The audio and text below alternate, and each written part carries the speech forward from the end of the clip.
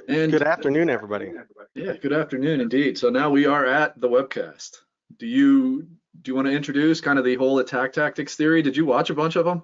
Yeah, I did. So, what Jordan and I are going to do is talk about an attack path that is interesting to us and throws kind of some monkey wrenches, we think, into the defensive analysis. And then after we're done with this webcast, we're going to have a follow-up webcast that actually explores the defensive implications of this particular attack, how you can identify it, what you can do to mitigate it. We're going to talk about some of those mitigations here, but this attack tactics webcast is really dedicated to actually just discussing the attack path, the particular techniques that we are interested in using, and the things that you can potentially do. Like Ralph said, phishing is hard. So this particular attack path talks about if you can gain access to cloud resources, maybe bypassing the need to actually phish an end user. Make sense, Jordan? Yeah, that's awesome. And so as part of this, right, we have a defensive team. So we've got our SOC now, BHIS. It's kind of gaining steam, so to speak, sort of a new-ish offering. But they wanted to work with us very closely on this to make sure, assuming the worst, our users get phished, popped, compromised, session tokens stolen, keys, whatever, that we could pick up this whole chain of attacks from, beginning password spray, compromised user, malicious push, stolen session, whatever that front end was, plus the poisoning of documents, plus execution of code, right? So our SOC team wanted to be sure they could follow this whole chain through in logging. But that's another day and another story, and we'll fill that in hopefully in the next, I don't know, month. We don't have a whole lot of open slots for webcasts because we've got a lot of content to share here. So the first thing that we're going to do is just kind of talk about the attack in general and give you kind of an overview as a precursor to discussing each one of the individual steps in detail. From an overview, what our attacker is interested in doing and is going to do through this attack is initially password spray Office 365, and that's where the tools Fireprox and Brute Loops come into play, because organizations can enable smart lockout on their Azure instance. And what happens is if I send too many requests to the graph endpoint from the same IP address with invalid credentials, eventually what it does is it says, hey, this account is locked out. And it says it for all of the accounts, regardless of whether you have a valid password or not. So Fireprox gives us the opportunity to rotate those IP addresses dynamically within a particular AWS region. And I can use Fireprox with Brute Loops to start my password spray. And in this particular case, our attacker gains access to valid credentials and finds that multi-factor authentication is enabled. Well, even though multi-factor authentication is enabled, there's some really great scenarios for gaining access to Office 365 using those credentials. So instead of just, throwing up your hands, maybe I do something like send unsolicited push notifications to users. In our testing experience, what we find is this works just as well as, actively phishing a user. So I get credentials, I send an unsolicited push notification to each one of the users who I have valid credentials for, because the Graph API tells me when my valid credentials have been accepted and indicates what that MFA is enabled for that account. So I just sit there with my browser, log in, and it automatically sends the push notification to the user. What we found is about 10% of users who receive unsolicited push notifications accept those push notifications, giving us access to Office 365. Especially when timed well. Yeah, absolutely. And when I send those push notifications, almost none of the users notify the security team that a push notification outside of the normal expected operations has been received. So I may be sitting at my desk and I get a push notification, even though I'm actively logged into all of the Office 365 suite of applications successfully. As a user, what do? Should I notify the security team? Is that an indicator that my credentials might have been compromised somewhere? It's definitely something that you should think about and incorporate into your user awareness training. So now that I've got access to Office 365 as the attacker, maybe I, instead of thinking about sending phishing messages and having to set up all of that infrastructure to successfully deliver a phish that maybe a user looks at, identifies as malicious and reports, and now all of that infrastructure is burned, I take an opportunity to look at the resources that I have available. So with Office 365, you've got access to SharePoint and OneDrive. And there may be content that's useful on SharePoint and OneDrive beyond just looking at force sensitive information. So I might be able to find different kinds of documents that I can poison, and then that poison code gets run on an endpoint without me ever having to send a payload into the environment and abusing that trusted location. Any thoughts here, Jordan? No, that's good. We kind of gloss over Power Automate and how powerful that really is. And so this slide is missing that, but it is kind of part of this attack too. It's just once that push notification is accepted, we immediately go look to see if we can add an app password for our phone. We go see if we can add a phone number and maybe, get ourselves to the point where we can MFA.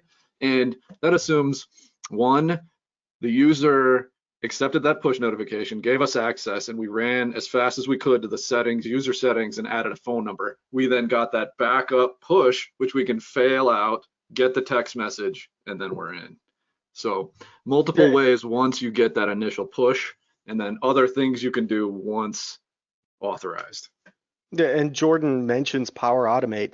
I think it was Varus that has a really good blog post on malicious use of Power Automate. We're not really going to discuss it here, but it's a really interesting attack vector. So if I can get access to Office 365, get into SharePoint, get into OneDrive, now instead of trying to poison documents or temporarily looking for sensitive information, I can get persistence access to sensitive information. So Power Automate has this concept of flow connections. And when I create a Power Automate flow connection, I can use all kinds of canned resources. So if you've ever looked at the library for Power Automate flows, you see that you can connect Power Automate for Office 365 to resources like Dropbox, Box, OneDrive, G Drive, Google Mail, and essentially it's very much like creating a malicious Outlook rule that scours for content and moves that content into another resource. So it might be forwarding emails, it might be moving documents into a OneDrive folder or a G Drive folder, so that if I ever lose access to the environment, I've got this persistent data movement based on my Power Automate flow that can include any keyword that you want and target any library that you want in SharePoint. And instead of needing that access directly, I just automatically get content moved off for me. Just terrifying. Truly, it's terrifying. It's a different data loss protection that probably a lot of organizations have failed to even consider at this point. It's just, early in that, as we say, escalation in the arms race. There's always ways to move data. There's always new ways to attack organizations. So this is just kind of an overview of the actual attack path itself, and we're going to go into more details, break everything down step by step. But when we look at this particular attack path, the core issues are that my users aren't really educated or may not be educated to identify malicious multi-factor authentication um, abuse, for lack of a better term. So in this case, if my users are receiving unsolicited push notifications, they should have some inkling that something is either going on with the target service, or that somebody may have been abusing their credentials. And this really is associated with push notifications or SMS notifications. But I may be able to use other MFA techniques to bypass as well. But the push notifications are just terrifying because it's just too easy to click approve without really thinking about what you're doing.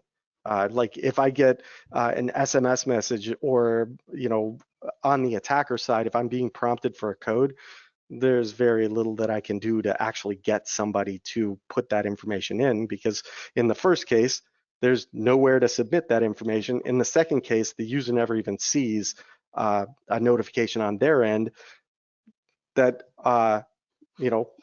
gives them an idea that I need information from the attacker side for that prompt. Yeah, then you have to have an entire new infrastructure platform set up to perform some kind of runner action where whatever's entered in there, if it's a YubiKey or if it's an OTP or whatever, that gets run back to you so that you can get it in a timely fashion. Yeah. And that's not feasible, and that's not in this attack path. The second issue is that Azure Active Directory exposure, because a lot of times we password spray with imperfect information. So I'm going out to LinkedIn, I'm scraping, I'm getting third-party breach data, and obviously not all of your users are included in those particular sources of information. So instead, once I get access to Azure Active Directory, now I can pull down information on the entire directory. I may be able to identify third-party relationships, sensitive groups, interesting users, and I've got email addresses for every one of those users that I can use in subsequent sprays. The third issue is those macro-enabled documents on SharePoint, or whatever document you're targeting to poison. So essentially, I'm looking for things that are going to help me execute code on an endpoint. That could be C# project files, it could be source code, it could be macro-enabled documents, but they all provide an opportunity to get a document on an end host without having to send that document into the environment. Go ahead. Yeah, go ahead. No, sorry. Yeah, the last issue is that those documents are potentially replicated to and from file servers on the inside of the network. So in an Office 365 OneDrive environment, I can install OneDrive Sync on my file servers, and those file servers dutifully replicate that content back and forth. So if I'm able to find those documents and poison them within the cloud, there's a chance that it replicates back into the on-prem network as well. So Azure conditional access, this is a good question. How does Azure conditional access help mitigate this attack chain?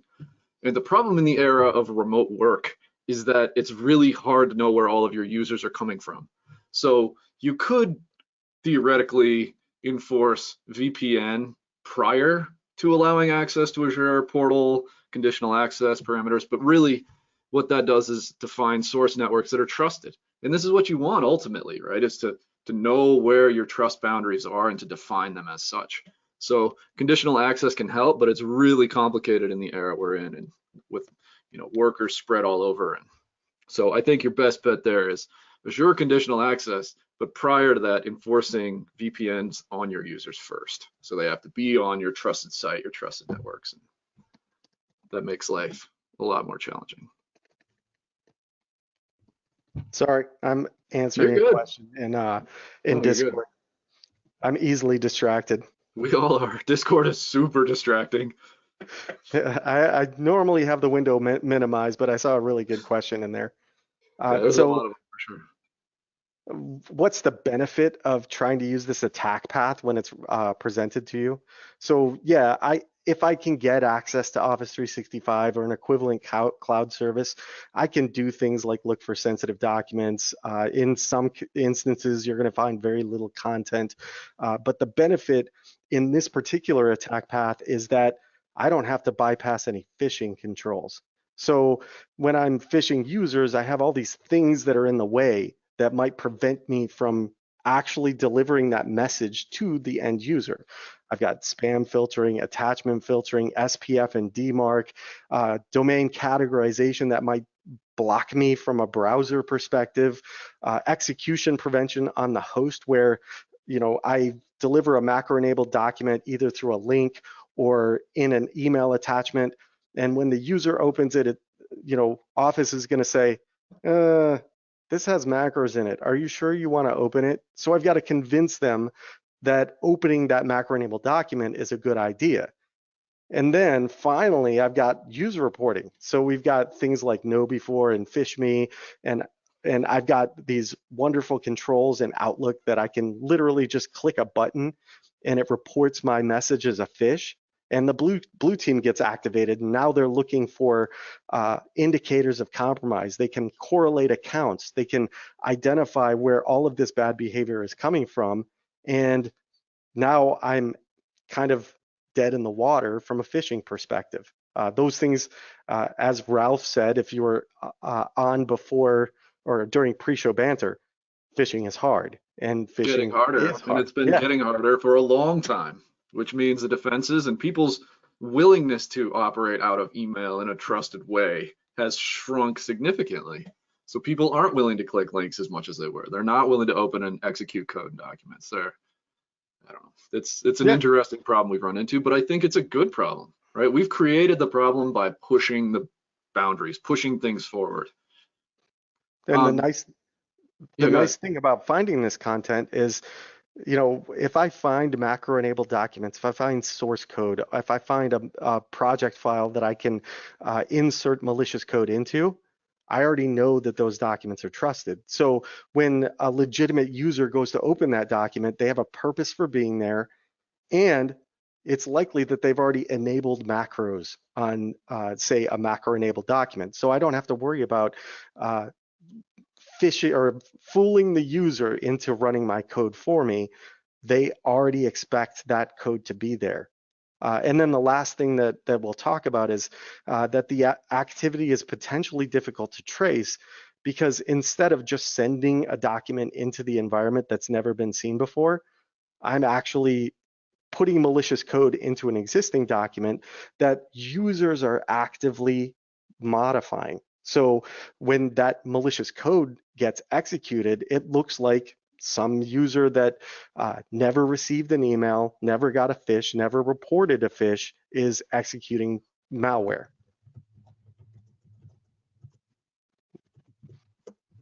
The only thing you didn't mention in there is under execution prevention. We also need to worry about endpoint detection response tools, because we're going to get potentially burned by just about any modern EDR. It's really hard to execute code now with MS Build and with CSC and with install util, and it's just getting so much harder. Absolutely. So we're going to break this down step by step. So during our initial recon, when we're working on the organization, like I said, we're gathering imperfect information so that we can execute attacks against our target. In this case, usually we're doing things like scraping usernames or employee names who have self-identified from sources like LinkedIn and using public breach dumps. With that public breach dump information and maybe some document metadata that's published to the internet, I can identify the username format. Or I can use services like the Office 365 login page that literally tells me, hey, I've never seen this email address before, or progresses to the second step in authentication to let me know that those particular accounts that I'm submitting are valid. Then we'll password spray Office 365 for initial access. Like we already mentioned, the Graph API gives us an immense amount of detail. If you look at the source code for Brute Loops or MSOL spray, it they both handle a ton of different error responses to give you all kinds of really great intel about how accounts are configured in that particular environment. So I can tell the account is locked out. I can tell that the account doesn't exist. I can get an indicator that MFA is enabled. I can get an indicator that MFA hasn't been provisioned on a particular account. So I can use that feedback to make intelligent decisions about my next steps in the attack. So we talked about smart lockout, and after say 10 or so invalid attempts from the same IP address, smart lockout enables, tells me that all of the accounts in the group that I'm guessing are invalid, or the account is locked out. Well, I use a tool like Fireprox to bypass that, which rotates my IP address on every request. Then, once I've guessed valid credentials, I know which accounts have MFA set up. All I have to do is investigate which MFA type is associated with that account. So what we normally do is we manually log into each one of the accounts to observe exactly what kind of MFA is set up, and where we find push notification set up, that login generates a push notification to the target user immediately, and then the user gets a notification from, say, the Microsoft Authenticator app to say, hey, do you want to allow this authentication attempt, or do you want to deny it? As we mentioned earlier, from what we've seen personally, and Jordan had a reference that he couldn't relocate, but essentially about 10% of users accept those push notifications. So what we can do to improve our chances is work on timing. We look at where those users are located. Where's the target organization that I'm attacking at physically in the world? What time zone are they operating on? Is this a 24-hour operation? And then we take our push notifications and we push at times that maybe you'd expect to push. So 8:02 a.m. Yeah, in your time exactly. zone, right? So adding that social engineering component to this, like if we send it at 3 o'clock in the afternoon, it's a lot less likely to succeed, in my opinion, than say 1:02 p.m. right after your lunch break, 8:02 right after you go log in. And we experience this pretty, I don't know, I would say almost lockstep to what we're saying here. And it depends on the organization's maturity too. So this may have been a discussion point in your education or your IT training to report them as malicious, to I guess not accept unsolicited push. Report as fraud, isn't that one of the buttons in there? Like this is a fraudulent push or something. But anyway, yeah, social engineering is also a component that we took into consideration here. So Mike, you asked what's different if the push accept is before the password. That's the great question. If the push is before the password, or the push requires like authentication schemes like RSA, where you have to put the password and the token together, yeah, those thwart this attack. The big deal is the order that Microsoft chose to apply their MFA in graph.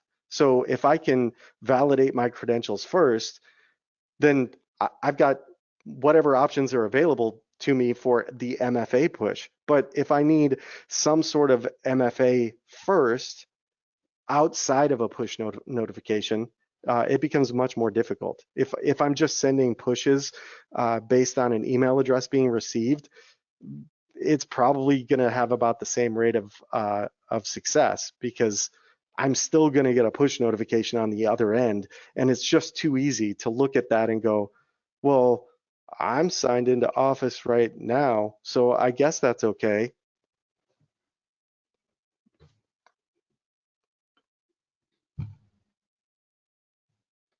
So step 3, like Jordan said, our first action once we get access to something like Office 365 or an equivalent cloud service is to try to create persistent access to that environment. Yeah, we can go the route of Power Automate to exfiltrate information, but typically what we're interested in is making sure that the user at some point who becomes suspicious can't just block or not respond to our push notifications. So what we'll do is we'll either add an app password or we'll add an alternate phone number so that we can respond on our own. And we get access to the account over a greater period of time. Yeah, and this is beyond that checkbox that says, do you want to stay in session for the next 14 days? I mean, yes, of course. As someone who just compromised your account, yes, I check the box. But this is that additional layer of, because users can kick off all sessions if they get super suspicious, you would hope they change their passwords. But we didn't experience this. I don't know how to explain like the lack of suspicion despite our continued like operations in these accounts. And then something that's not mentioned here is rules in Outlook. So we also add rules for, say, support. Like you get a support email, we want a copy of that. We want to forward all particular emails associated with some subject matter we find in your inbox we're curious about. And then we forward that stuff out of the environment. And it just gives us that whole other chain of scary, like residual account artifacts. So step 4 is checking for that Azure AD portal access. It's really kind of a cloud view into the Active Directory schema from an Azure perspective. And, I can make an offline copy using a tool like Road Recon. And once I've got an offline copy, I can export Bloodhound data. I can take a look at all of the attributes that are replicated up to the Azure AD portal or the ones that persist in the Azure AD portal. I can look at third-party applications that you're connected to, group memberships that are potentially important. So it gives me a lot of power from an analysis perspective.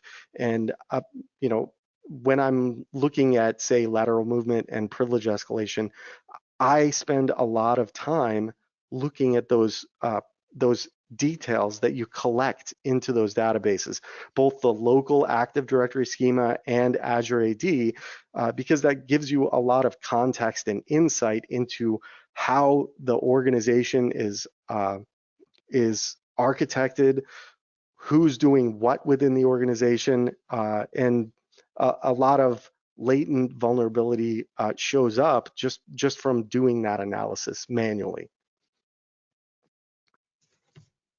Yeah, that improves other attacks thing is also scary, right? Because then we go from having imperfect information, still gaining access to user accounts, to having very credible information that we trust now, and often an expanded set of access. So then we can continue our operations and password spraying with the potential of gaining access to more accounts, more privileges, more relationships in our Bloodhound data sets, more things to look at.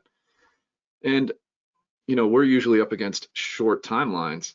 But when we pull this off in our short engagements, it's just terrifying to think about what our actual adversaries are doing, who can pull this stuff off over very long periods of time. And these tools, like one of the links we'll drop after the webcast is how to restrict portal.azure.com. And again, we have access to session. So then we just open a session to your portal.azure.com, use Road Recon to grab all that info, and then that becomes our new eyes and ears in your network. And really, it only takes one user. We only need one to get started. And that's the problem, is weak password policies usually end up being like the most significant finding in most of our tests because it leads to everything.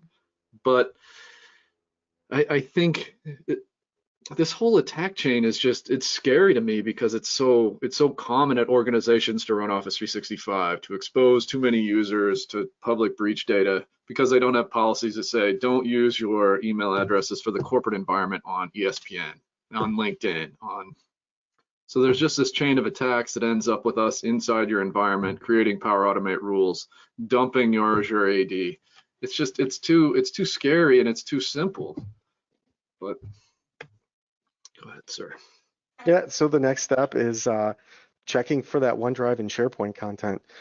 So I've used this technique internally on multiple occasions, but from a cloud perspective, it really didn't dawn on me until this particular uh, operation, opportunity presented itself. So once you get access to OneDrive and SharePoint, start looking for implantable file types.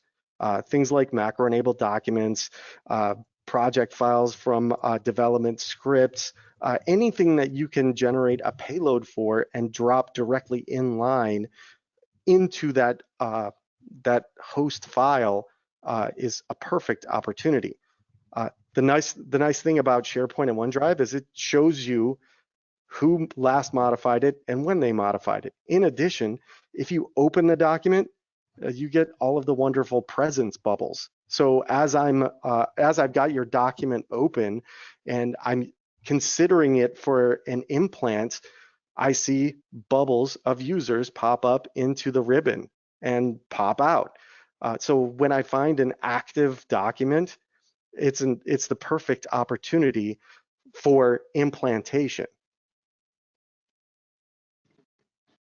And that, going back to trusted code, it's in a document your organization generally trusts and ends up, well, depending on your payload creation and style, it ends up usually in shell, beacon, what have you.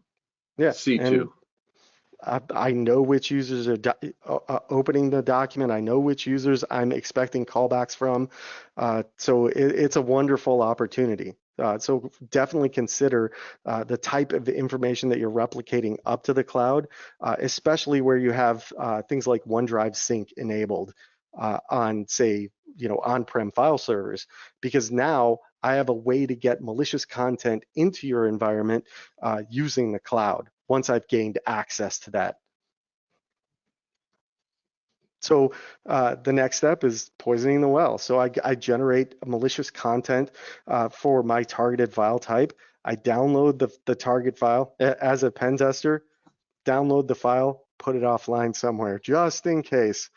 You obviously don't want to break something in the customer environment, and you always want to test it to make sure that it's not going to have some adverse effect.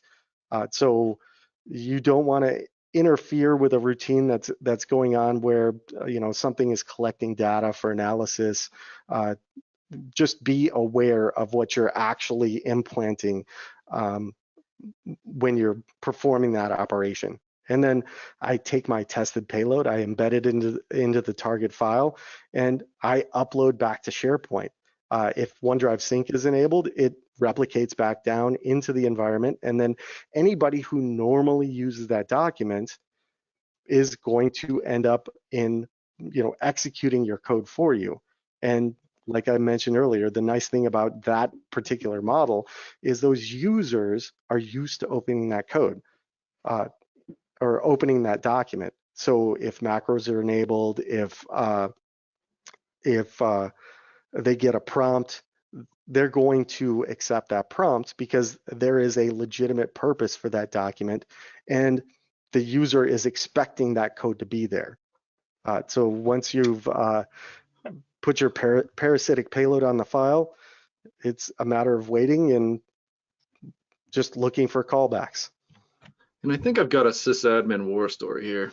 So when dealing with gigantic file shares, as we used to do, some of those file shares were so large that an antivirus scan and antivirus monitoring was never effective. So the file share that was synced never actually got scanned for dangerous content. And not to say that our macros are unobfuscated or easy to detect, but there's this problem in environments where sometimes these locations aren't monitored, aren't scanned or real-timed, which will result potentially in replication and then into your backups and then spread around and then opened by multiple people. So back to that editing problem where 5 or 6 people are in the document, they close out, you've got 6 new versions stored in SharePoint, and it becomes a very serious problem to backtrack this as a sysadmin. Yeah, that's we'll talk about that in an upcoming slide in a little bit of detail. But when you look at your payloads, obviously lull bins are an easy one to consider, you know, depending on what you believe the target organization's security posture is. However, you know, you might be able to find that sort of information in Power or in OneDrive and SharePoint. So, you know, this is where you do a little bit of research to make sure that what you're doing in the environment is expected to work. Or if you can identify security tools that are deployed, then you can tailor your payload to bypass those particular security controls. One of my favorites is direct persistence.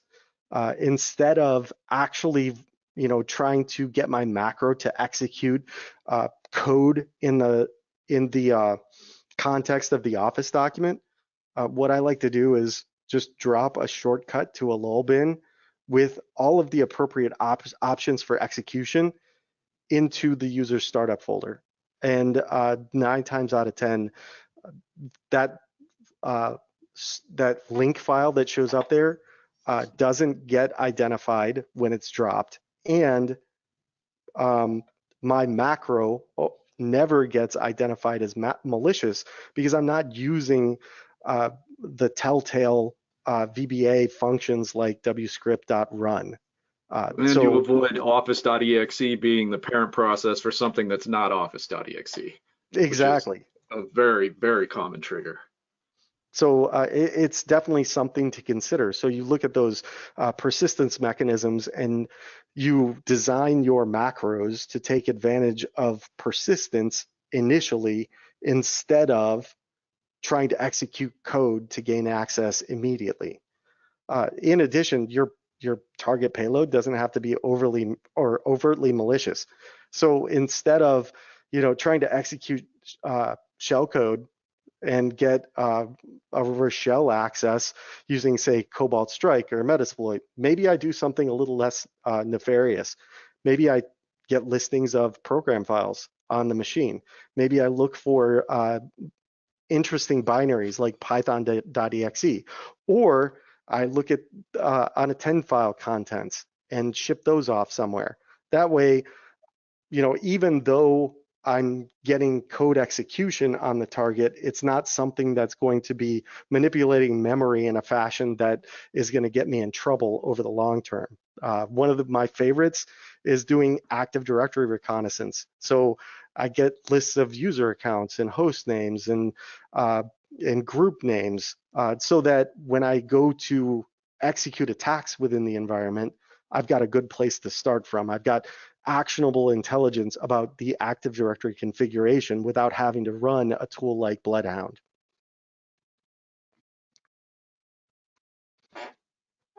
So this next slide talks about that tracing difficulty. So when I embed my macro or embed malicious code into a project file, eventually that project file or Office automation document gets executed by an authorized individual. And chances are that one or more users are using that document. So now, as a blue teamer, I have no message to look for in Exchange. I have no subject line that's going to tip me off. I have no URL that's a target or a file name to look for in the way of an attachment. So tracing the origins might be a whole lot more difficult, especially since I, as a legitimate user, modify the file, and then another user comes in and executes the file under their context, makes changes, saves the file. Now I've got to trace back history to see exactly what happened and where that code originated from. And where I, do things like, malicious dropper, now I've got something in my startup folder. I I'm not really sure where it might have came from. I have to trace it back to that Office product and then figure out, where to trace back from there. Make sense? Sysadmin nightmare right there. That's a really complicated incident response chain. It gets ugly. And from a recommendation perspective, obviously we've highlighted this attack path, and analyzing the things that kind of got us here. What I would suggest for target organizations is make sure that people are aware of how MFA can be abused. Obviously, I can do other things, so I might be able to run Modlishka and actually get a session, where they're legitimately putting MFA in as well, and this works just the same way. So I need to make sure that my users are aware that MFA is not a panacea. You have to have a good, strong password. I have to make sure that I'm filtering that password input, lengthening my minimum password length so that it's really much more difficult for an attacker to guess some sort of credential as the initial step in this attack. I want to make sure that I change all passwords on any affected accounts where a user has said, hey, I think there's something going on with my account. Maybe I look in Azure Active Directory and I do some analysis on logins, because like if I'm running a tool like Road Recon, it's going to continuously log in using a device code, and my logins from the console are going to spike. So if I see a spike in logins over a short amount of time, I know that something bad is probably happening from that particular user's perspective, and I need to investigate. Once Not I've all, identified, go yeah, ahead. not all not all detections are based on just like looking at a pool of data and having some script say something malicious happened. This is a very interesting visual detection where if you actually look at your authentications happening against Azure, you should be able to pick out spikes in events. And some really strong SIMs can be defined like if you go look at Last Alert, which I think Yelp abandoned, and I'm really sad about it. They have an absolutely awesome spike detection. So an anomaly in 4625s, you can alert on that alone, right? And that should pick up the password spray. But then Road Recon, right? An anomaly in authentications should also get picked up, right? A spike in 4624s over anything normal. So there are ways to detect this. And somebody asked a good question that we'll get to. We're almost there. Yeah, once you've identified that an account is compromised, always, always, always take a look at those MFA options, make sure that things are legit, but absolutely verify with the end user. Take a look at registered devices, eliminate anything that doesn't that looks suspicious, and then where possible, restrict access to that Azure AD portal.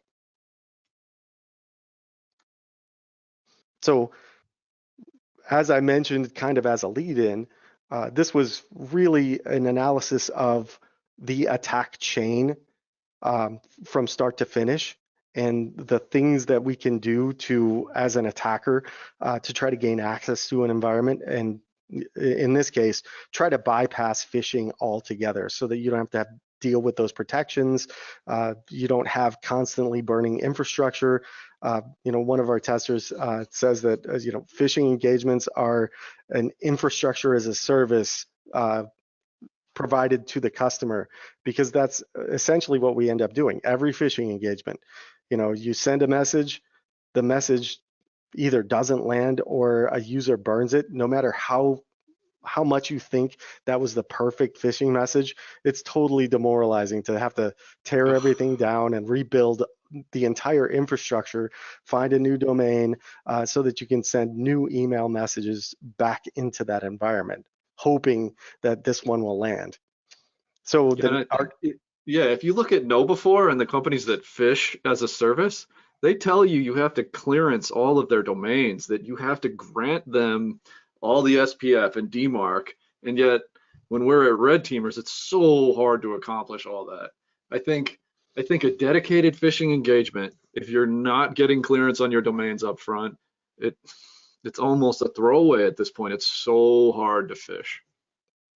So on our next webcast, what we're going to do is we've set up a test environment with this with a similar configuration, and we've run the attack against that environment while having full instrumentation.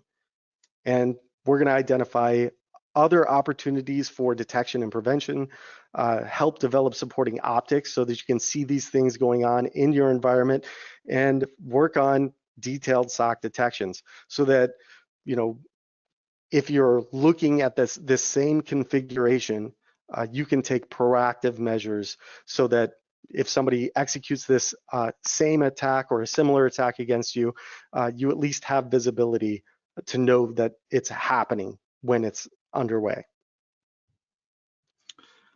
Yeah, and there's a lot to that, but we were kind of slide light today and conversation heavy, so I think your next slide is QA. Yeah, Can't watch Discord, it's so distracting. I saw a Yeah, couple of good questions in there. there have been a ton. It's hard to keep track of. We actually aren't scheduled for that webcast because it's so hard to find webcast slots. We have been trying to get this one scheduled for a couple, 3 months now, and finally just everything fit together. Ralph, does it make sense now what we were? Uh, Yeah, no, it totally does. Right up my alley. I was actually real excited about the whole thing. Um, I did write some questions down for you guys though. There was a bunch of questions. What about FIDO2? yeah, you Yeah, you that's two gonna be out for the trouble. win. Oh my gosh. Like if you're talking about like these guys, Yeah, sure.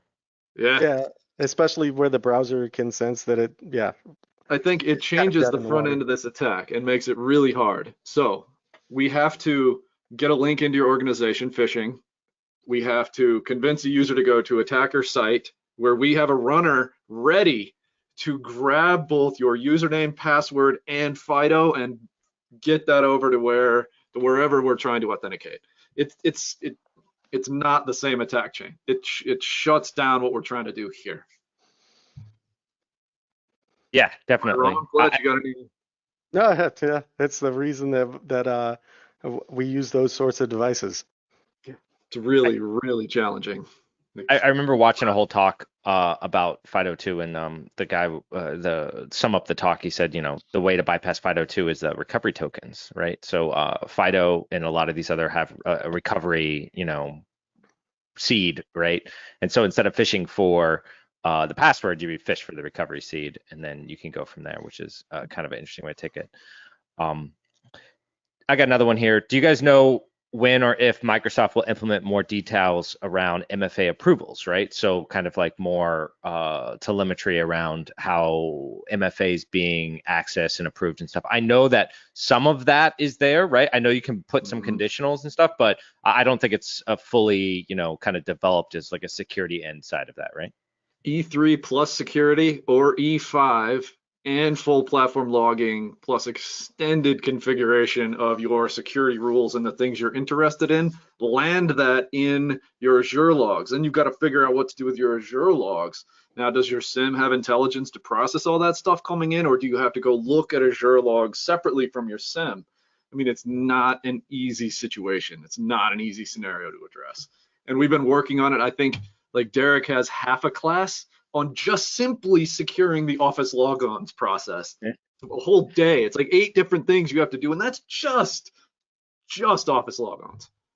Earn that Microsoft Enterprise license up to 11, baby. That's the only way you're gonna make it.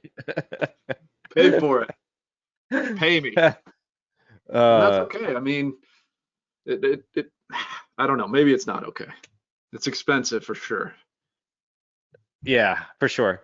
I guess I got there's a couple of the push notifications. I think we ran heavy on multi-factor authentication, right? Do you guys believe code matching MFA would solve notification push issues? So making the user match a one-time password displayed on the screen. I'm kind of confused at that one, but I thought I'd read it out, see if I guess they're looking for something like, most likely, I believe what they're asking is, do you think that if we had some kind of like verification outside of that, right, to like authenticate that the person who is giving that information, maybe like some other piece, right? I mean, think about it this way. If you get a push notification on your device, it should, like your physical device, if let's say your phone gets a push notification and you have an accept or decline, right? If you press accept, that should be one kind of condition. If you enter in a code, that should be a different kind of condition, right? Like a different level of authentication, right? That maybe requires you to do something else. I don't know. What do you guys think? No, I totally agree. After executing push notification attacks, I think it's terrifying that we allow push notifications, right? Because as a user, I don't even have to think about it. I don't have to open Authenticator. I don't have to look at a code. I totally prefer code-based MFA over push notifications because it's just, I mean, the convenience factor is great for a user, but it's also great for an attacker. Definitely. I can't argue with any of that. Yeah, I don't have Definitely. any additionals. All right. What tactics do you guys use to write malicious macros? Mr. Give me all your cheat codes, and would you please post the code here? Right, slide for that? No. Yeah, I like dictionary-based word replacement for obfuscation. So every run of a macro is going to have different function names, different variable names. So it's going to be hard to pin it down. And I like the direct persistence because I don't have to try to run code in the macro itself. Defender is very good at identifying execution of actual, shellcode or, host operating system commands in the macro itself. So if I can just drop a file and walk away, that works for me. Unfortunately, like in our situation where our engagements are short, it kind of creates a little bit of pressure because I've got to get access at some point. But as a real attacker, it's something that I would totally do pretty much every time because I don't have to care when my shell comes back, right? Yeah, no, and to your point about the access thing, like broadening that statement out, when you think about a real attacker, you can take this moment to figure out all their detection methods and know that it's okay if you get in kind of like a burn scenario. You're feeling out what they have so that you can move through that. So yeah, definitely puts the twist, right, when you do our engagements versus that statement about longer time, right? What would you guys say are some safe ways to determine thresholds on which on like a password spray, right? So they're talking about how do I stop Fireprox, right? Like let's just open that up. I know that Microsoft tries to stop Fireprox. So like when I'm running Fireprox and I'm using a tool like Brute Loops, say after 24 hours or 48 hours of continuous spraying, often what I find is account lockout will catch up. And what I believe is going on is they're kind of implementing controls against that AWS region or the Lambda function itself. And now I have to go into Fireprox, reprovision in a different region, and then go at it again. From an endpoint perspective, that's tough. But some organizations, like if you don't expect logins on something that's your own from, say, AWS, no reason to not block AWS. Yeah, I was gonna say that's there's two tips there from both sides, right? This is your blue and red tip. If you don't expect traffic from that cloud, block it, and that goes for both. If you don't expect someone to visit your phishing site from AWS, well, why do you allow those IPs? Those IPs are bad, or so on and so forth, right? My users don't live in AWS, so I mean, just Why That's a would they really good route their point. traffic through it? To authenticate. Yeah, right. All right, I'll open up this can of worms, and this is definitely Here, a hang can of on. worms. I got one more thing, Oh, go and ahead. it Go ahead. goes back to Azure conditional access. In this case, if you're going to allow remote access to Office and you want to build a trust boundary, set up a router that is patched and under contract so you can constantly patch. Force users to authenticate to your VPN with FIDO, U2F, then allow access out to Azure, to Office, to the resources that are behind your own trust boundaries. Yeah, that's good advice. It definitely is. All right, so here's my can of worms question.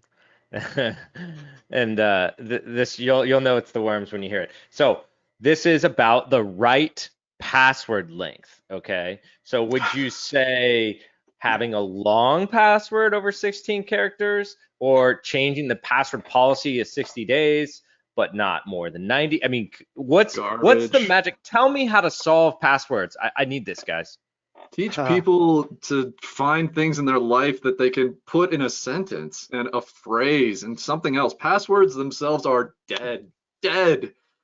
Allow people to remove the complexity and enforce length. It really arguably the only thing that matters in this argument. We can't guess complex long passwords. Short, crappy, you enforce capital, guess what? It's at the front. You enforce special, guess what? It's at the end. And then all we need to do is put a word and a number. And we're good. It's like we have created zombies in password creation. And it's our fault, right? It's our fault. 8 characters, rotate every 90 days. It has created the seasonal password disorder syndrome that affects every single business in this country. That's a nice So nice description there, Jordan. God, yeah, it's awful. we're a product of our policies, right? Yeah. And that policy created, a hole, and we kind of saw it, right? As attackers or real threat actors, they're seeing it as well. But yeah, I mean, you're right, man. Password phrases, get ready. Yeah, and It's good. after living in the DoD for 25 years and dealing with those complexity rules, and we extended it to 16 characters. Yeah, passphrases. I've got passphrases that are like 40 characters long, easy. Muscle And I memory, done. Yeah, and I can remember them like I just, like anything else in my life. Those 16 characters, complex passwords where I have to make a squirrel noise and jump on one foot. Yeah, I couldn't remember them. I would end up changing my password 6 times before I remembered the actual password that I set it to. Yes, Yeah, it is definitely a can of worms whenever you get into the password conversation. Go ahead. riding glaciers, is awesome. The fantastic Mr. Fox, Beastie Boys, Sabotage, whatever. I mean, there's so Favorite many ways lyrics, to right? formulate passwords from your life, from things that you think about and do that are so much more effective than crappy enforced password policies. God, it's awful. Yeah, I think the other thing you guys are talking about too is just, and that's just brought up in the question, is about the password expirations, right? Having those short expirations, they tend to kind of force you into like, well, shoot, I don't know the lyrics to like 50 songs, and I got to make like 10 passwords a year. So, yeah, definitely something to think about. Um, It's a tough one, and it's so political because you go to a company and you say, hey, look, we just cracked 50% plus of your passwords. Everything fell because of your crappy password policy. It's still political at the company to change the yeah, policy. It's practically impossible. My yeah, users won't accept it. They won't. They're not ready. It's not going to happen. And then we come back a year later, hasn't been improved. It's the same show. It's a really, really tough one. yeah. No, for sure, for sure. Um, this one is kind of a rough one too, and but because I already know that this is gonna be wild, but maybe you do know the answer, so I'm gonna ask it.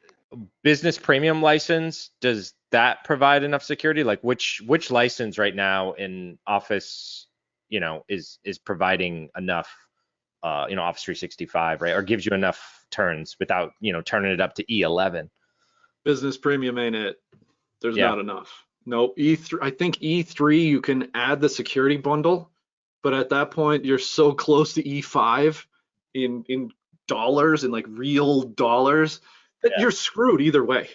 Like it's just not there, and it's unfortunate. I mean, we will get to a point where they are forced, or their hand is forced, and they have to allow these security controls, which they have, available to everyone Mm-hmm. or everyone. Yeah, E3 plus security or E5. And you got to do platform logging. So there's like E5 and user stuff is different from platform logging and all kinds of stuff that you have to configure. And then you've got to go enable all the feature sets, and you've got to get the right checkboxes and the right settings and the right conditionals. It's hard. It's hard. I know for a fact one of our sysadmins, it has a class in the works to help with this, because this is a real problem. Yeah. As soon as you say licensing, I'm like, oh shoot. Ooh. Uh-oh. You're talking, yeah, right. Especially on some of these products. Yeah, I have a 70 user population. I need this because I'm high profile, but we really can't afford it right now. Like, oh, Yeah. sorry, you're screwed. Oh, yeah, for sure.